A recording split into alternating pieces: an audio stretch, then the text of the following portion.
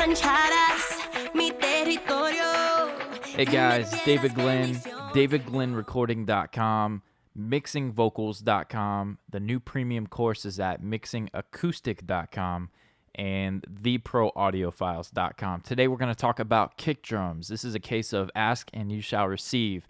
I did a few tutorials using the song Dame tu bendición from Samantha Encarnacion, and tons of requests of how did you mix a kick drum, among other things.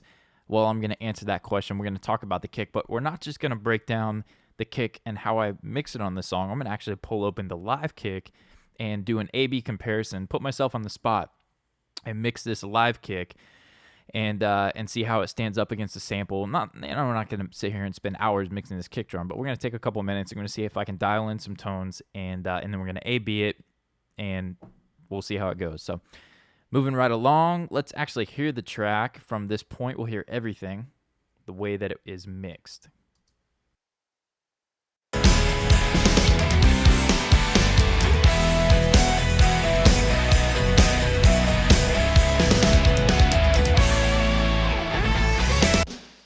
All right, cool. So that's what I ended up with. Now I'm going to mute that. I'm going to come up here. Let's take a listen solo, this live kick. Let's pull it up in volume.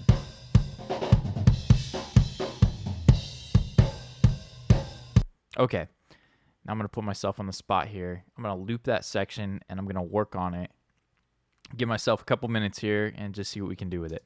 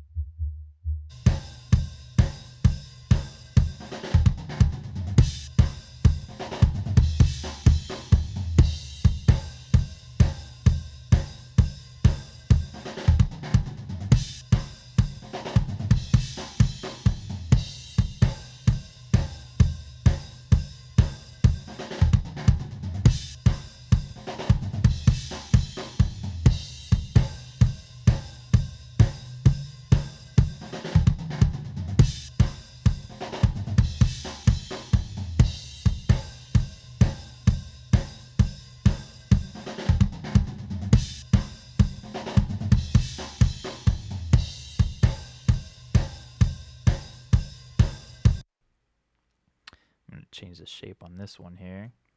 Sorry, I'm just kind of working through this. Let you guys kind of watch my thought process. I'm looking for something to boost. Not real happy with the, whatever this kind of sweeping through on this particular kick drum with anything, 45, 50, 60, 75, 80, whatever, somewhere in there. Not really feeling any particular frequency in there.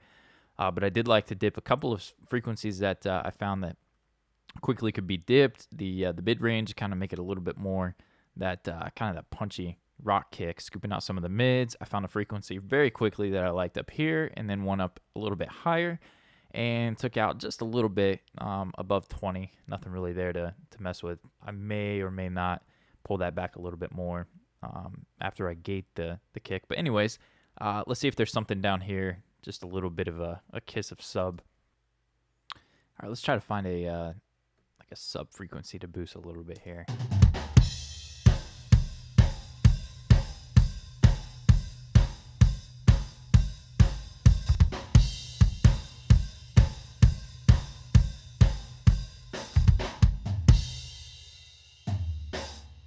All right, just a couple dB there. Let's A/B this guy and see if we've made any improvements. Here's before. After. I still feel like I could use a lot more top. I know that those guitars and everything. Let's try getting a little bit more crazy with the top.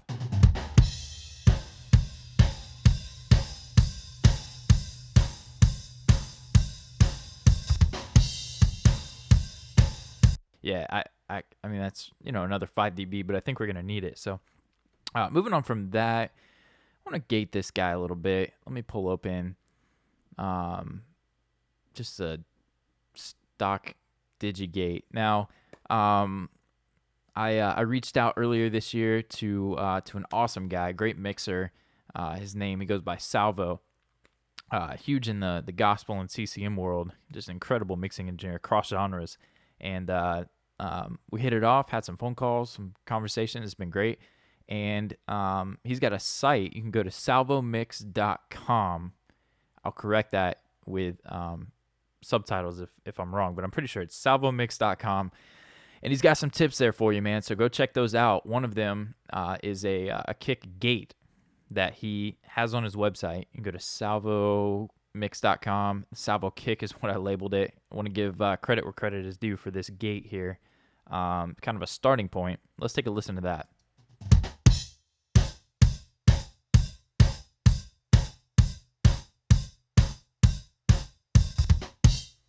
Okay, so it sounds, kind of crap by itself, but in the mix, we're going to take a look at something that we can do to kind of help clean up this kick.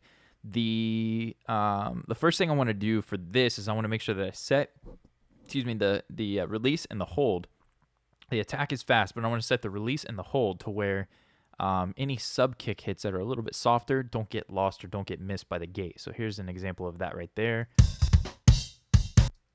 And that doesn't sound very good. So what I'm thinking is the one back here, I think did sound good. Could sound better. So I'm going to snip this up a little bit. I'm going to copy that, and I'm going to paste. Tab to transient is on up here. And I'm going to paste that kick hit there. Do a nice little crossfade. Pull it back a little bit. Same thing. Zoom in. Let's do a little crossfade. Get rid of that. And then I'm actually going to do, let's pull this back. Let's put one, zoom in, throw it there. I'm going to paste it, do the same thing, crossfade. And then for this one, I'm going to dial back just a little bit because that was kind of the sub kick hit. I don't want it to be exactly the same. And we're going to do that. And let's take a listen to if we made an improvement there. So we get the attack. So it's coming through a little bit better. You could do that for the whole song. Let's see what this sounds like down here. Yeah, so it sounds a little more natural. And it sounds like those are being triggered correctly. So you can take those settings, run with them. Salvomix.com. And then next up for me, I'm going to throw an 1176 on here. And I'm not going to audition 10 of them. I'm going to pull up in the one I like and see what I get with it. And let's add some compression. Let's loop these couple of kicks here.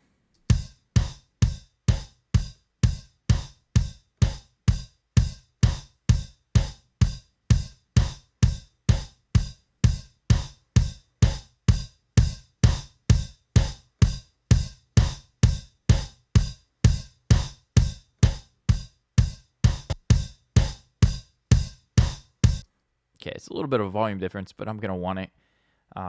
Moving forward, some 1176 compression. Let's see where we're at in the mix. Let's come back maybe to the beginning of that.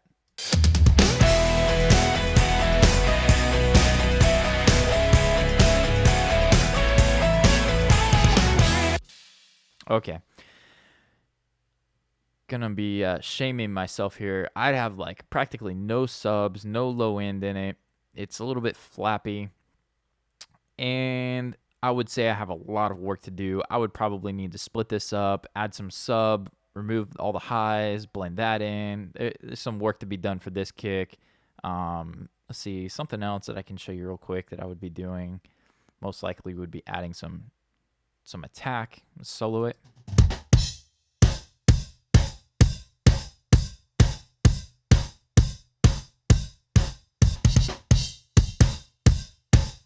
Yeah, so it's giving us some oomph.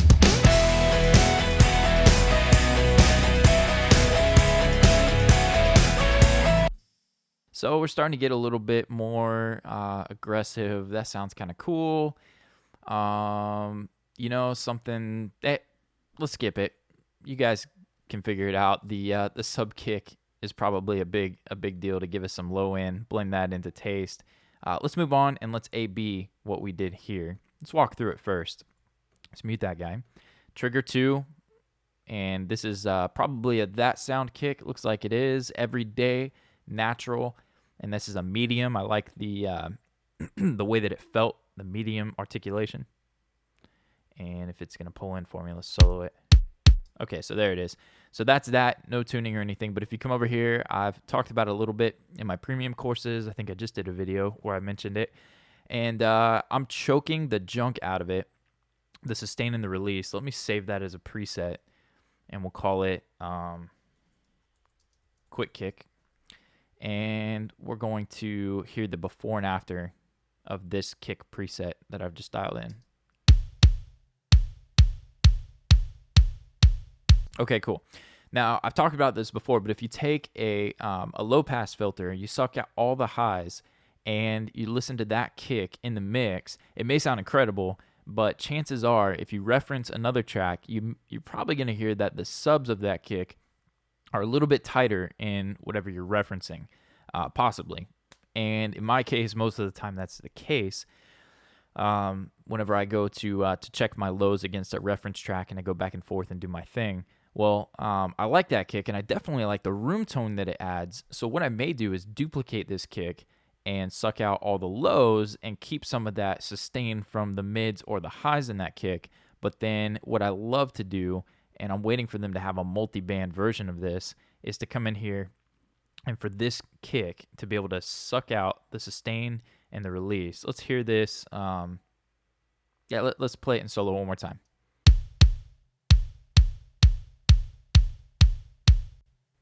And then here's the preset I had.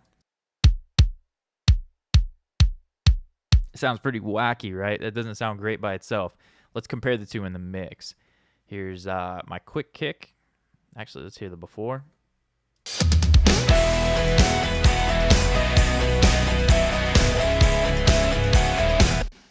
And then my adjusted.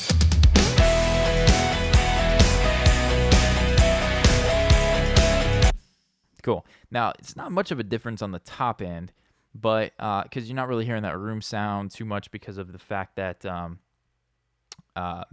there's so much going on.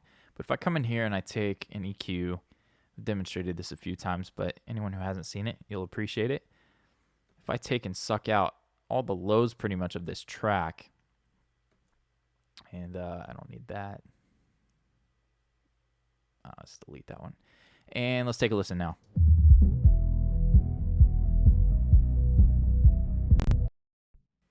Oh, Pro Tools glitch. And so now we've got all the lows gone, or all the highs gone. And this is a tight kick. We're going to go back to the original sample, all the lows and all the sustain. You're going to hear that kind of clashing with the bass. Pay attention to the kick and the bass.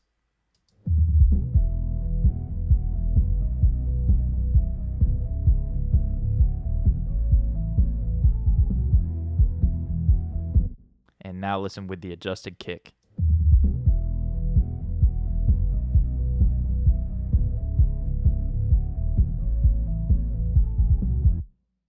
And there you have it. The reason why I use Slate's trigger to control with sustain and release. Not necessarily what this tutorial was about, but moving on from that setting. Let's go get rid of this high cut, low pass filter. Back up to my kick. And coming up next, we have EQ. Actually, we have compression with similar to what I did for the live kick. I'm going to dial in some 1176.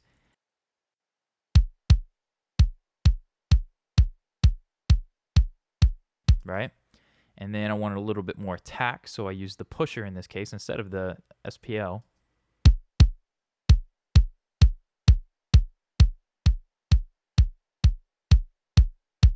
So we're getting some of that oomph back. So we cut some sustain and release, but whenever we push the EQ or the transient designing or compression, we're bringing some of that back, but we're able to control it better. And I really dig that about gating and about using the trigger. And then lastly, I use some EQ to give it even more top. This is more just to kind of make it fit in the track, and that sounds like this.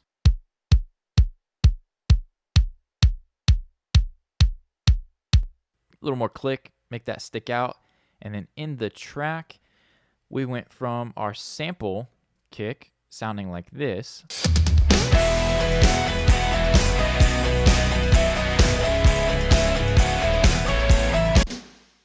to our process sample kick like this.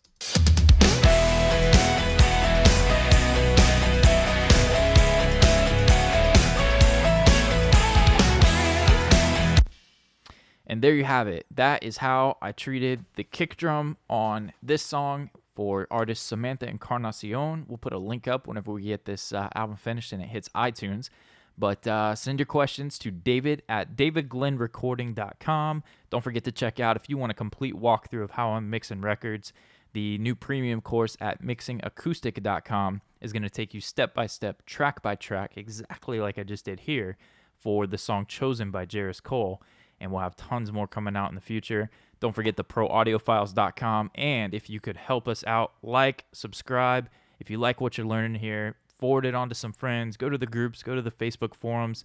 Help us out. Spread the word. We'd love you for it. And we'll catch you on many more to come. Thanks again.